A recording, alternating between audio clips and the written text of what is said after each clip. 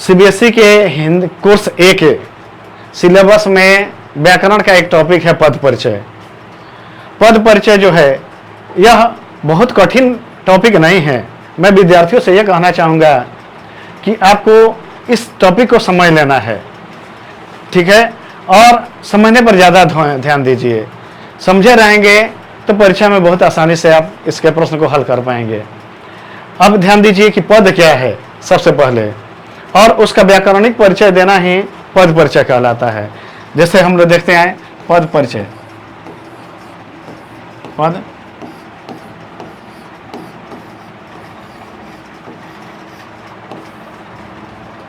परिचय। पद का सामान्य सा अर्थ होता है शब्द। जब किसी वाक्य में कोई भी शब्द का प्रयोग किया जाता है जिसका अपना एक अर्थ हो तो वह पद कहलाता है। यानी कि पद का सामान्य सा अर्थ अगर हम देखें तो वह होता है शब्द, ठीक है। अब इसका पद व्याकरणिक परिचय देना ही पद परिचय है, ये आपको समझना है। जैसे एक उदाहरण मान के चले हम कि मोहन एक अच्छा लड़का है, ठीक है। जैसे उदाहरण में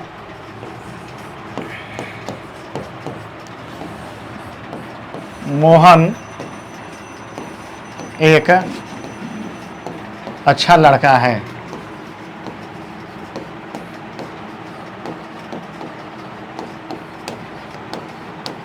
ध्यान दीजिए बच्चे, मोहन एक अच्छा लड़का है, इसमें मोहन का पद परिचय देना है। तो मोहन व्याकरणिक दृष्टि से क्या है और वह उसका परिचय देना ही पद परिचय है। जैसे मोहन को अगर हम कह सकते हैं तो यह संज्ञा है, ठीक है। मोहन क्या हो गया? संज्ञा। अब संज्ञा के भी भेद हैं, तो उस संज्ञा के जो 5 भेद है उसमें से पर्टिकुलर कौन सा भेद है इसको आपको जानना होगा, तब जाके मोहन का क्लियर पद परिचय हम दे पाएंगे, ठीक है। तो कुल मिला के किसी भी वाक्य में अगर हम देखें तो संज्ञा होता है, सर्वनाम होता है, विशेषण, क्रिया विशेषण। ध्यान दीजिए, किसी भी वाक्य में मैंने अभी आपको बताया कि संज्ञा हो सकता है, एक मिनट, संज्ञा, सर्वनाम,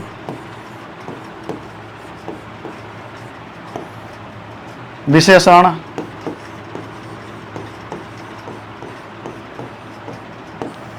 क्रिया, क्रिया विशेषण,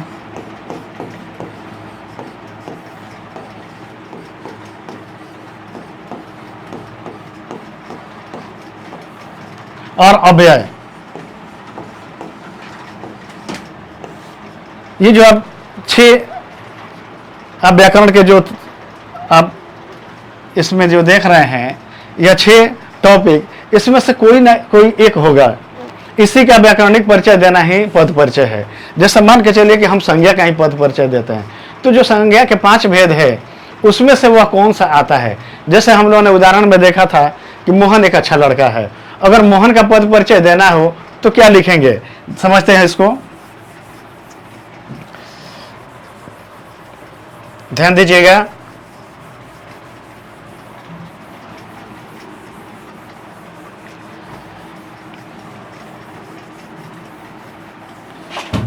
इसमें देखिए मोहन का हमको परिचय देना है, तो मोहन व्याकरणिक दृष्टि से क्या है? संज्ञा है ये। अब संज्ञा में भी ये कौन सा संज्ञा है ये ध्यान देना है। तो ये संज्ञा में यह व्यक्तिवाचक संज्ञा है, ठीक है। तो आपको पद परिचय देते समय आपको लिखना होगा व्यक्तिवाचक संज्ञा। ध्यान दीजिए,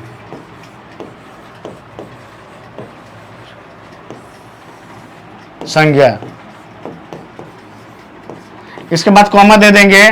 अब मोहन वचन बताना है। किसी भी परिचय, किसी भी शब्द का परिचय देते समय 4 चीजें कम से कम आपको बताना पड़ेगा। सबसे पहले वो है क्या, उसके बाद वचन, उसका लिंग और वाक्य में संबंध। अगर संबंध है तो दिखाएंगे, कई बार होता है संबंध नहीं होता है तो वहां संबंध दिखाना कोई आवश्यक नहीं है। व्यक्तिवाचक संज्ञा है। मोहन कौन सा वचन है? एक वचन है। कॉमा देके लिख देंगे एक वचन, कॉमा दे देंगे। ठीक है, अब यह कौन सा लिंग है? तो ध्यान देना है, पुल्लिंग है।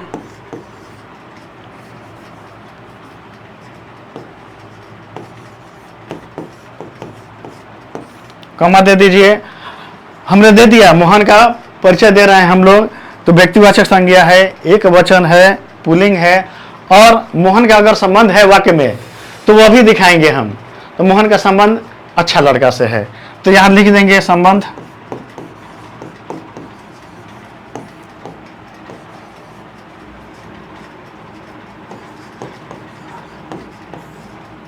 ठीक है, यहां लड़का या अच्छा लड़का दोनों दे सकते हैं। यह पद परिचय हुआ मोहन का। ये चार चीजें बताना है आपको। किसी भी शब्द का पद परिचय देते समय इन चारों चीजों को आपको बताना होगा। सबसे पहले कि वह शब्द है क्या, उसके बाद उसका वचन, लिंग और संबंध।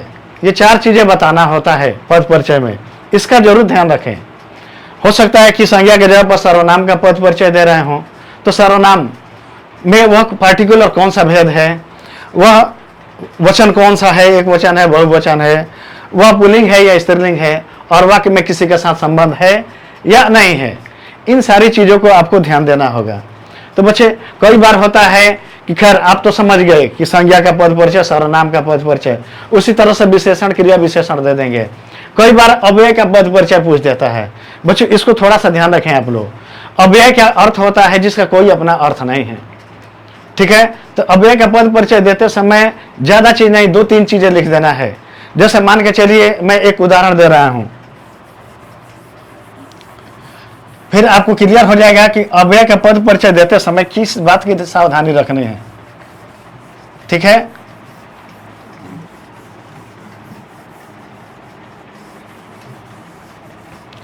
ध्यान दीजिए। एक शब्द है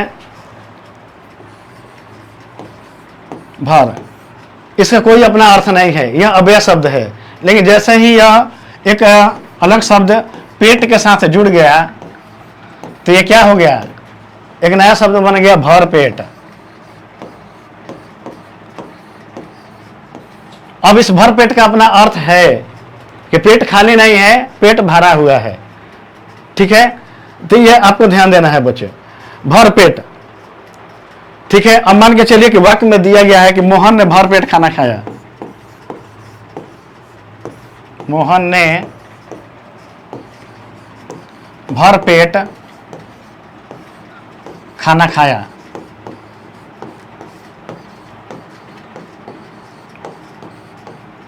आपको भर पेट शब्द का पद परिचय देना है।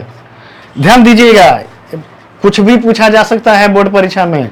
मोहन का भी पद परिचय, भर पेट, खाना और खाया, कुछ भी पूछा जा सकता है। अगर भर पेट का ही पूछ दिया तो यह अव्यय है, ध्यान दीजिएगा बच्चे आप।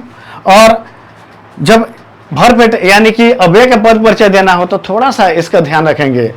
ठीक है, इसको मैं मिटा रहा हूं।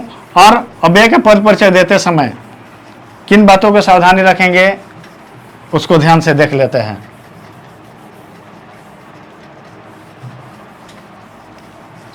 जैसे मान के चलिए कि भरपेट शब्द का परिचय दे रहे हैं आप, तो आपको कुछ करना नहीं है, इसमें लिखना है यह अव्यय। अव्यय अव्यय है। अब यह अव्यय शब्द क्या बता रहा है? यह पेट की विशेषता बता रहा है कि वह भरा हुआ है। अव्यय पेट की विशेषता, पेट की विशेषता है भरा हुआ।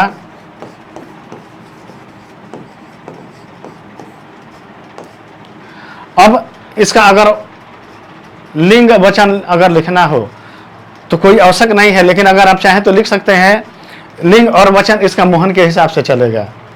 ठीक है, साधारण सी बात है, एक वचन हो जाएगा और पुल्लिंग हो जाएगा। ये सब सारी चीजें आप अगर चाहें तो लिख सकते हैं। एक वचन,